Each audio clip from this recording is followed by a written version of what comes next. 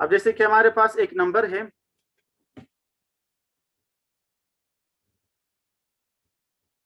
2.9 divided by 0.87, ये कोई भी नंबर है। अब ये कोई भी फार्मूला पुट कर, फर्ज करें कोई न्यूमेरिकल है आपके पास, वो आया है टेस्ट में, कोई न्यूटन सेकंड लॉ से रिलेटेड है। फर्ज करो आप F is equal to M A है। अब फर्ज करें आपके पास क्या है, F is equal to M A. फर्ज करें आपको एक्सेलरेशन चाहिए, तो आप मास को इधर आकर डिवाइड करते हो, तो acceleration is equal to F upon M.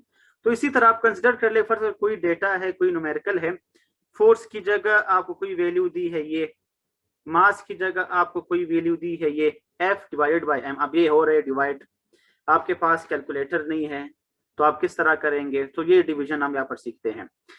Division में एक स्टेप, पहला स्टेप ये है कि सबसे पहले हम पॉइंट खत्म करते हैं। अब ये देखिए 2.9 है, सबसे पहले आप पॉइंट खत्म करते हो। जब आप पॉइंट खत्म करते हो तो नीचे डिनोमिनेटर में आप मल्टीप्लाई बाय 1 करते हो, या आप समझो कि 10 के फॉर्म में लिखना है, 10 मींस 10 के फॉर्म में। 10 के फॉर्म में इस तरह लिखेंगे कि अगर पॉइंट के बाद एक नंबर है, अब यार पॉइंट के बाद एक नंबर है 9, अगर पॉइंट के बाद एक नंबर है तो इस 1 के साथ आप एक 0 लगाएंगे, ये पॉइंट खत्म। अब ये 2.9 नहीं रहा, अब ये रहा 29। इसी तरह जो डिनोमिनेटर है, नीचे पॉइंट खत्म करते हो आप, अब ये 0.87 है तो आपने ये पॉइंट खत्म कर दिया।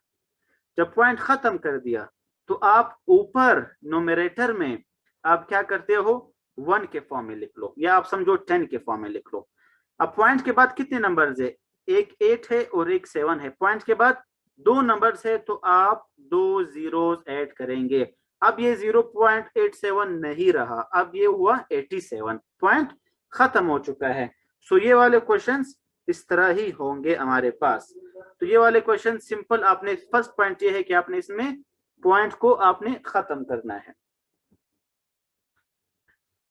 नेक्स्ट ये स्टेप ये है कि हमारे पास अब ये 29 हुआ, अब ये 87 हुआ। सेकेंड स्टेप ये है कि जब आपने पॉइंट खत्म किया, ये उस ऊपर वाले नंबर का, न्यूमरेटर का आपने पॉइंट खत्म करना है, तो आपने जब उसको 10 के फॉर्म में लिखना हो, आपने उसको अपोजिट लिखना है, इस तरह आपने उसको नीचे लिखना है। अगर नीचे वाले नंबर का आपने पॉइंट खत्म करना है तो उसको जब आप 10 के फॉर्म में लिखते हो तो उसको आपने उसके अपोजिट ऊपर लिखना होगा। अब इसके बाद देख लो, सिंपल कैंसिलेशन आपने करना है। कैंसिलेशन किस तरह करना है, देखो सिंपल, 10 1 जा 10, 10 10 जा 100। अब ये चूंकि ये 29 है, 29 को फिर आप सामने देखो 10 से डिवाइड मल्टीप्लाई करते हो तो ये हुआ 290।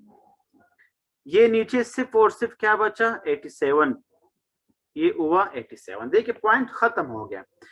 किस तरह खत्म हुआ, ऑप्सो आपको समझ आ गया होगा। इसके बाद 2290 और 87 को हम क्या करते हैं, डिवाइड। डिवाइड का सिंपल मेथड ये है कि जो नीचे वाला है उसको हमेशा हम बाहर लिखते हैं, जो ऊपर वाला है उसको हम क्या करते हैं, इस तरह अंदर लिखते हैं डिवीजन में। अब इसको आपने सिंपल डिवाइड करना है। अब इसके बाद डिवीजन का रूल बिल्कुल वही बेसिक रूल है जो आप बचपन से करते आ रहे हो, सिर्फ डेसिमल में जो पॉइंट्स चेंज थे वो इससे जो ऊपर स्टेप है, जो ये वाले स्टेप्स है, ये आपने सिर्फ करना है डिवीजन में, बाकी डिवीजन सेम है। अब 87 को आपने डिवाइड करना है 290 से, तो आप क्या करते हो, टेबल में चेक करते हो कि 87 के टेबल में 290 आ रहा है या नहीं आ रहा।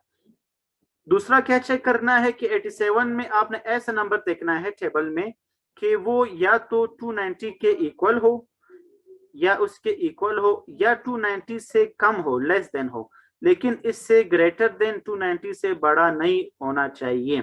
सो आप जब ये देखते हो 87 के टेबल में, सो 8 को जब आप मल्टीप्लाई करते हो 4 से तो वो 290 से बड़ा नंबर आता है। ये डिवीजन इस तरह नहीं करना, आपने चेक करना इससे कम नंबर, तो आप लिखते हो कि 8 3 जा 261 आता है। अब देख लो ये 290 अगर नहीं बन रहा तो 290 से जो नंबर कम है वो हम देखते हैं। सो 87 3 जा 261 आता है। फिर इस स्टेप में हम क्या करते हैं, इन दोनों टर्म्स को हम सब्ट्रैक्ट करते हैं।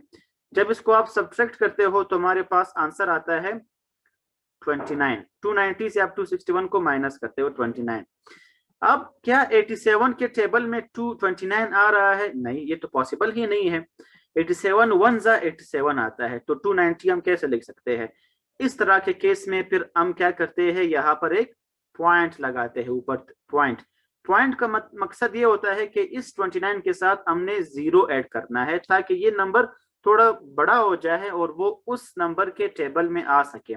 अब देखिए ये हुआ 290, सो 87 को 290 से के टेबल में, जब 87 के टेबल में 290 देखते हैं, सो वही बात 290 है, तो हम क्या कहते हैं कि 87 3 ज़ा 261, फिर आप इनको माइनस करते हो तो फिर 29 हुआ। तो इस तरह आपने चलते जाना है। तो आप जरूरी नहीं कि आप इस डिवीजन को लास्ट 0 तक ले जाओ कि आखिरी टेबल तक पहुंचे ना। तो सिंपल आपने सिर्फ आंसर देखना है, या सही आपको आंसर मिल रहा है कि 3.33 आपके पास आंसर है। आप बेशक कैलकुलेटर से चेक करो तो 3.333 समथिंग आएगा।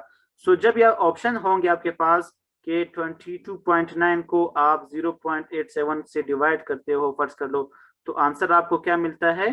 3.3। तो अगर इस तरह का कोई क्वेश्चन हो तो आपको इस तरह का आंसर आपको 4 ऑप्शंस में मिलेगा। सो डिवीजन आपने सिंपल इस तरह से करना है।